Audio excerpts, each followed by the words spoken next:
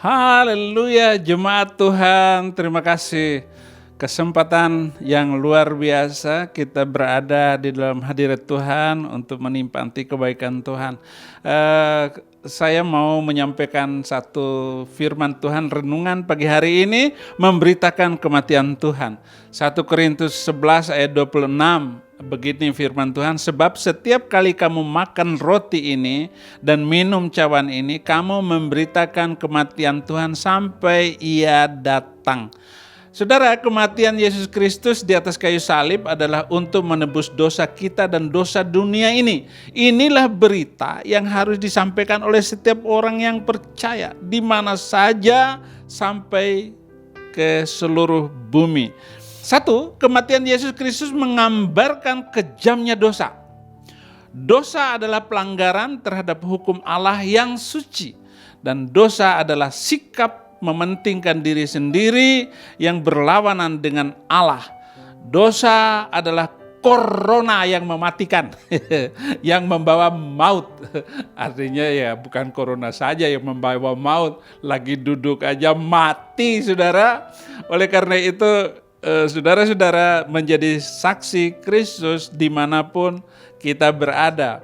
Yang kedua, bahwa kematian Yesus Kristus melambangkan kesucian dan keadilan Allah.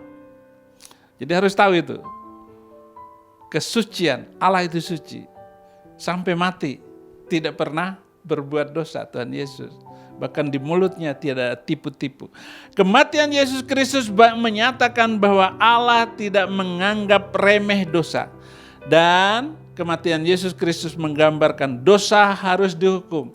Jadi dosa itulah yang harus dihukum. Karena yang dilakukan oleh manusia adalah dosa. Dosa juga menyebabkan manusia itu dihukum.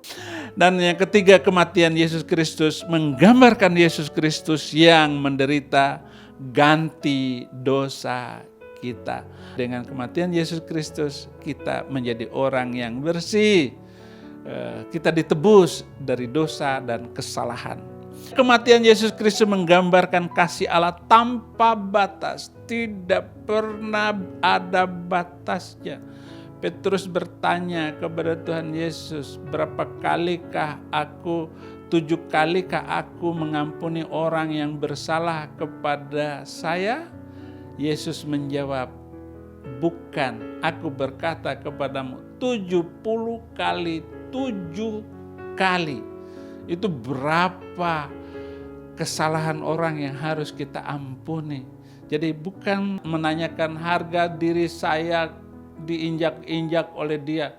Saya tidak akan memaafkan dia. Oh saudara, berhenti ngomong begitu. Hamba Tuhan, anak Tuhan harus pandai mengampuni dan memaafkan supaya dadanya sehat, enggak kena meningitis, sesak napas karena suka mengampuni. Ya, tanpa batas Allah mengasihi. Allah mengasihi orang berdosa sebelum Yesus Kristus mati. Kasih Allah itu mahal tebusannya dan kasih Allah itu tak mengenal batas. Kematian Yesus Kristus membuat pengampunan atas dosa menjadi gampang. Pengampunan atas dosa itu harus tuntas.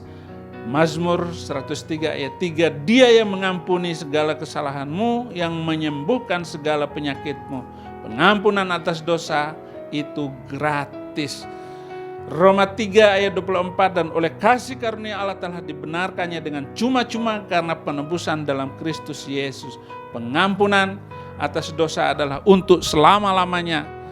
Yesaya 43 ayat 25, akulah dia yang menghapus dosa pemberontakanmu oleh karena aku sendiri dan aku tidak mengingat dosamu lagi.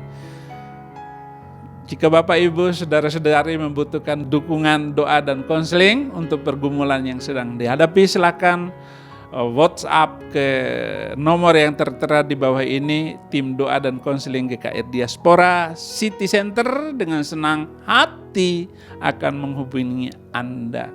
Kita berdoa, sungguh di luar kemampuan kami untuk terus hidup. Namun Engkau memampukan kami karena kasih karunia-Mu.